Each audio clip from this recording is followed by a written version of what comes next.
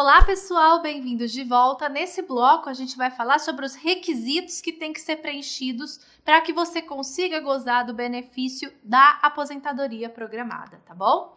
Então vamos lá, pessoal. A primeira coisa que eu comento com vocês é o seguinte: a Emenda Constitucional 103 de 2019, que alterou a Constituição, que ficou conhecida como Reforma da Previdência, ela trouxe a seguinte previsão para a gente.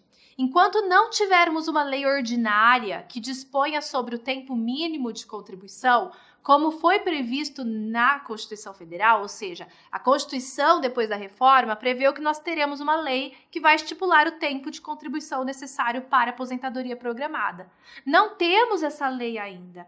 Então, tendo em vista essa lacuna, nós teremos a aplicação, e isso está previsto no artigo 19 da Emenda Constitucional 103 de 2019, nós teremos a aplicação do tempo mínimo de 20 anos de contribuição para o homem e de 15 anos para a mulher, tá bom? Então, nós já vimos no bloco anterior que a Constituição traz um requisito que é a idade.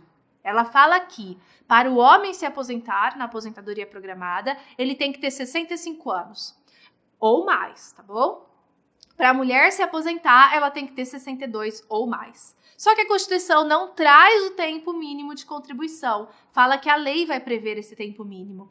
Aí a Emenda Constitucional, em virtude dessa lacuna, fala assim, enquanto não tiver a lei, nós aplicaremos os seguintes tempos de contribuição mínimos. No caso do homem, 20 anos de tempo de contribuição. No caso da mulher, 15 anos de tempo de contribuição, ok? Agora, pessoal, a Emenda Constitucional, a Reforma da Previdência, traz uma norma especial para os professores. Veja bem, prestem atenção aqui, pessoal. Para professores que estiverem dando aula exclusivamente na educação infantil e no ensino fundamental e médio. Não é qualquer professor, pessoal. Muita gente confunde isso. Eu, que sou professora de pós-graduação e de cursos preparatórios, vou me enquadrar nessa regra? Não vou. Eu não dou aula exclusivamente na educação infantil e no ensino fundamental e médio, ok? Então, essa regra é só para esse tipo de professor. Qual é a regra? Qual é a regra especial? O que eles têm de benefício? Eles vão ter uma redução na idade e um tempo de contribuição específico. Eles vão poder se aposentar na aposentadoria programada se for um professor homem com 60 anos no mínimo e uma professora mulher com 57 anos no mínimo. E o tempo de contribuição para os dois tem que ser de 25 anos no mínimo, tá bom? Agora, pessoal, para finalizar esse nosso bloco, vamos falar um pouquinho sobre carência e tempo de contribuição. Nós vimos ao longo dos nossos slides que nós temos algumas opções de tempo de contribuição. Tenho a opção de 15 anos de tempo de contribuição se for mulher, 20 anos de tempo de contribuição se for homem, 25 se for professor homem ou mulher, não é verdade? Tempo de contribuição é aquele tempo que o indivíduo tem que contribuir para a Previdência para conseguir gozar do seu benefício. Tá? Então, no caso da aposentadoria programada, se eu for mulher, eu tenho que contribuir no mínimo 15 anos para conseguir me beneficiar da aposentadoria. Por quê? Porque a aposentadoria é um benefício previdenciário e a previdência é contributiva. Eu tenho que ser segurado e contribuir para gozar do benefício. Isso é tempo de contribuição, tá? E nesse caso da aposentadoria programada, temos 3 tipos, 15, 20 e 25, tá? Agora, nós também temos na Lei 8.213, que é a lei dos benefícios da Previdência, a previsão de carência para alguns benefícios. E o que é carência, pessoal? Carência é um tempo, é uma quantidade de contribuições que você precisa fazer à Previdência para que você consiga gozar de um benefício. No caso da carência prevista no artigo 25 da Lei 8.213, para a aposentadoria, é 180 contribuições. Professor, eu não sei se eu não entendi direito, não, mas me parece que você deu o mesmo conceito para tempo de contribuição e carência.